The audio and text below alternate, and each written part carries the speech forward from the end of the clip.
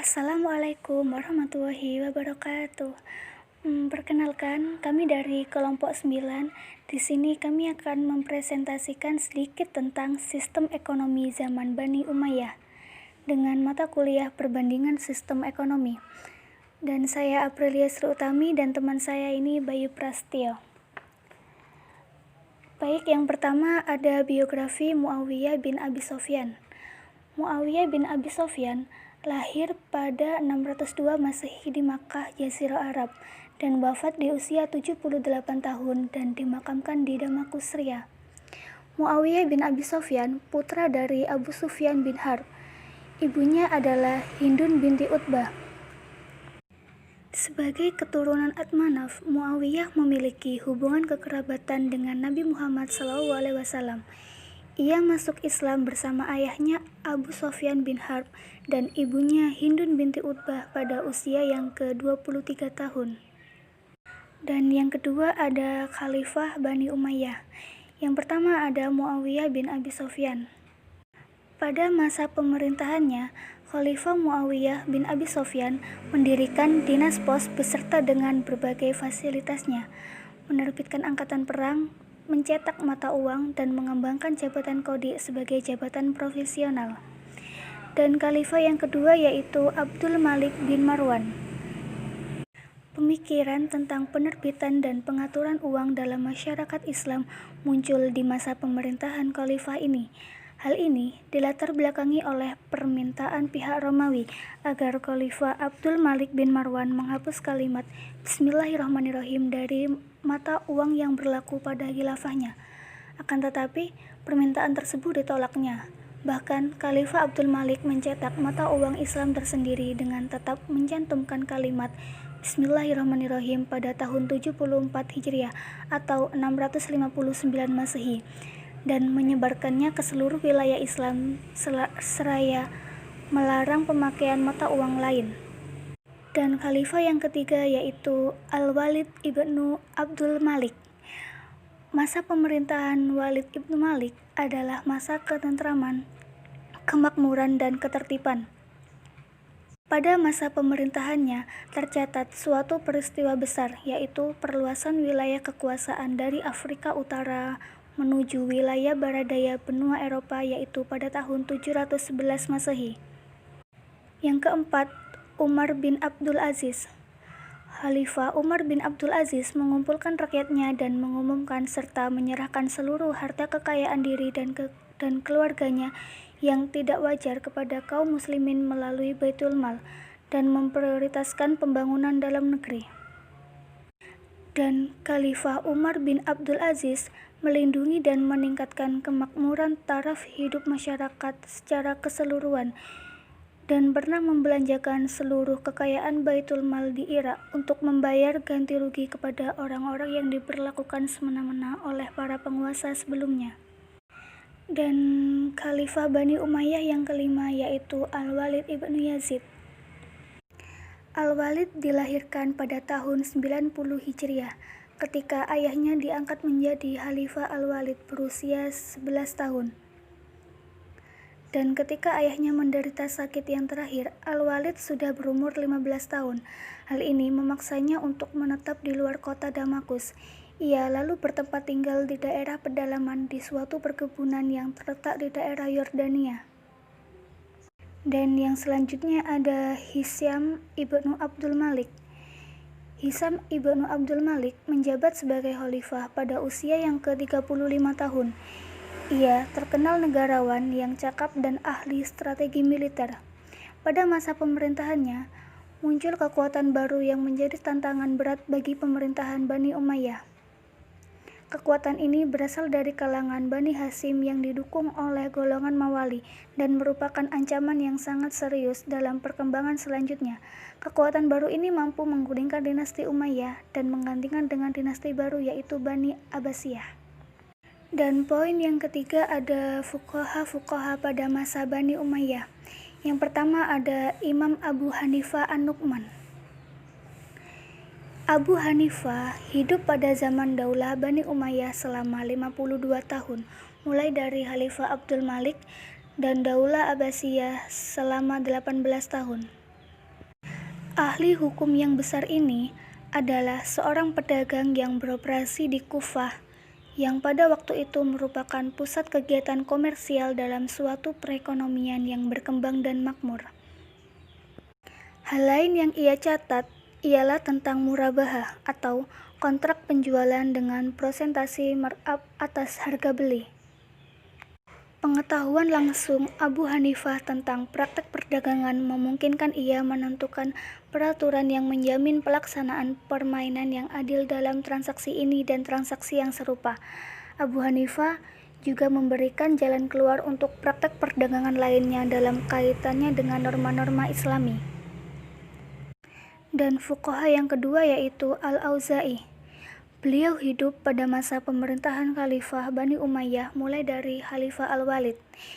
Beliau juga seorang pendiri dari suatu aliran hukum utama dan cenderung membenarkan kebebasan berkontrak dan untuk memfasilitasi orang dalam transaksi mereka. Beliau memberlakukan bagi hasil pertanian atau muzaroah sesuai dengan kebutuhannya, sebagaimana ia membolehkan bagi hasil usaha atau mudharabah, di mana ia membolehkan modal di muka dalam bentuk tunai atau natural, atau di mana beberapa ahli hukum lain mengharuskannya tunai. Pendekatan dalam hal kontrak salam juga fleksibel.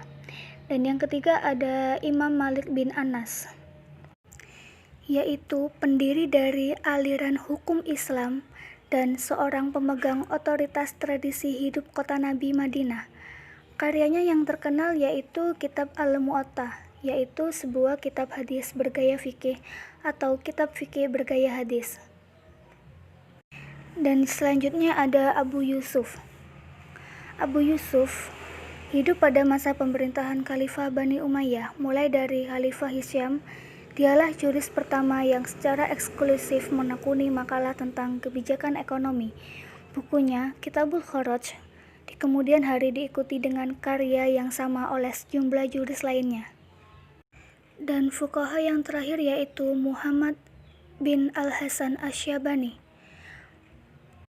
Muhammad Hasan hidup pada masa pemerintahan Khalifah Bani Umayyah, mulai dari Khalifah Marwan atau akhir pemerintahan Daulah Umayyah. Ia menulis ringkas tentang pendapatan, juga berjudul Kitab Al-Iqtisan Firqis Al-Mustatab atau buku tentang pendapatan untuk kehidupan yang bersih. Dalam bukunya, ia membahas pentingnya suatu pendapatan untuk hidup diperkuat dengan suatu diskusi tentang cara utama untuk melakukannya, yaitu melalui ijarah atau penyewaan, tijarah perdagangan, ziraah pertanian, dan sinaah industri. Baik, yang selanjutnya akan dilanjutkan oleh teman saya, Bayu Prastio. Oke, saya akan melanjutkan materi yang sudah dijelaskan oleh saudara Aprilia, yaitu yang poin selanjutnya, sejarah singkat pemerintahan Bani Umayyah. Pemerintahan dinasti Umayyah bermula pada peristiwa kekalahan Ali bin Abi Thalib dalam perang Siffin terhadap Muawiyah. Jabatan Ali sebagai khalifah setempat digantikan oleh putranya Hasan selama beberapa bulan. Namun posisi Hasan yang melemah akhirnya disepakatilah sebuah perjanjian perdamaian yang menandai kembalinya persatuan Islam di bawah pimpinan Muawiyah bin Abu Sufyan. Dengan demikian berakhirlah apa yang disebut masa Al-Khulafaur Rasyidin dan dimulailah kekuasaan Bani Umayyah dalam sejarah politik Islam. Daulah Umayyah merupakan fase ketiga kekuasaan Islam yang kurang lebih 1 abad. Dinasti Umayyah dalam keberhasilannya melakukan ekspansi kekuasaan Islam jauh lebih besar daripada Imperium Roma pada masa puncak kebesarannya. Kejayaan Bani Umayyah dimulai pada masa pemerintahan Abdul Malik karena beliau mampu mencegah disintegrasi yang terjadi sejak pemerintahan Marwan. Kejayaan Bani Umayyah berakhir pada masa pemerintahan Umar bin Abdul Aziz. Sepeninggalannya Umar, kekhalifahan mulai melemah dan kemudian akhirnya hancur. Karena para khalifah sepeninggalan Umar selalu mengorbankan kepentingan umum demi kepentingan pribadi. Dan terjadi perebutan kekuasaan antar putra mahkota hingga pada akhirnya Damaskus jatuh ke tangan kekuasaan Bani Abbas ketiga. Yang poin selanjutnya yaitu prinsip dasar ekonomi Islam dalam suatu pemerintahan atau negara, yaitu yang pertama ada kebebasan individu. Kebebasan individu mempunyai hak kebebasan sepenuhnya untuk memperdapat atau membuat suatu keputusan yang dianggap perlu dalam sebuah negara Islam. Tanpa kebebasan tersebut, individu muslim tidak dapat melaksanakannya kewajiban mendasar dan penting dalam menikmati kesejahteraan dan menghindari terjadinya kekacauan dalam masyarakat. Yang kedua, kesamaan sosial. Kesamaan sosial, Islam mengatur agar setiap sumber-sumber ekonomi atau kekayaan negara dapat dinikmati oleh semua masyarakat, bukan oleh sekelompok masyarakat saja. Di samping itu, Islam juga menetapkan bahwa setiap individu dalam suatu negara mempunyai kesempatan yang sama untuk berusaha dan mendapatkan pekerjaan atau menjalankan sebagai aktivitas ekonomi. Yang ketiga yaitu jaminan sosial. Setiap individu mempunyai hak untuk hidup dalam sebuah negara Islam.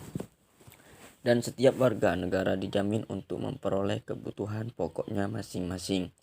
Tugas dan tanggung jawab utama bagi sebuah negara adalah menjamin setiap warga negara dalam memenuhi kebutuhannya sesuai dengan prinsip hak untuk hidup. Yang keempat yaitu distribusi kekayaan. Secara meluas, Islam mencegah menumpukan kekayaan pada kelompok kecil tertentu orang dan menganjurkan distribusi kekayaan kepada semua lapisan masyarakat. Yang kelima, larangan menumpuk kekayaan. Sistem ekonomi Islam melarang individu mengumpulkan harta kekayaan secara berlebihan dan mengambil langkah-langkah yang perlu untuk mencegah perbuatan yang tidak baik tersebut supaya tidak terjadi dalam negara. Yang keenam, larangan terhadap organisasi antisosial. Sistem ekonomi Islam melarang semua praktek yang merusak dan antisosial yang terdapat dalam masyarakat, misalnya berjudi, minum arak, riba, menumpuk harta, pasar gelap dan sebagainya. Yang ketujuh, kesejahteraan individu. Dan masyarakat Islam mengakui kesejahteraan individu dan kesejahteraan sosial masyarakat yang paling melengkapi suatu dengan yang lain, bukan saling bersaing dan bertentangan antara mereka. Yang poin selanjutnya yaitu sistem ekonomi pada masa Bani Umayyah. Dari perspektif sejarah peradaban Islam, pemerintahan Bani Umayyah disebut sebagai masa keemasan pencapaian kejayaan pemerintahan Islam dan kemunduran Islam. Meskipun pemerintahan Bani Umayyah tidak cukup 1 abad dibandingkan dengan bidang-bidang keilmuan lain, sumbangan pemerintahan kekhalifahan Bani Umayyah di bidang ekonomi memang tidak begitu monumental. Namun demikian, terdapat beberapa sumbangan mereka terhadap kemajuan ekonomi Islam. Di antaranya adalah perbaikan terhadap konsep pelaksanakan transaksi salam, murabahah dan muzaroah, serta kehadiran kitab Al-Kharaj yang ditulis oleh Abu Yusuf yang hidup pada masa pemerintahan Khalifah Hasim secara eksklusif membahas tentang kebijaksanaan ekonomi. Dipandang sebagai sumbangan pemikiran ekonomi yang cukup berharga. Hal itu banyak membawa pengaruh positif bagi kehidupan masyarakat, terutama dengan dibentuknya lembaga keuangan negara atau nizamal yang tugasnya adalah sebagai berikut. Yang pertama yaitu mengatur gaji tentara dan pegawai negara. Yang kedua yaitu mengatur biaya tata usaha negara. Ketiga yaitu mengatur biaya pembangunan sarana pertanian dan lain-lain.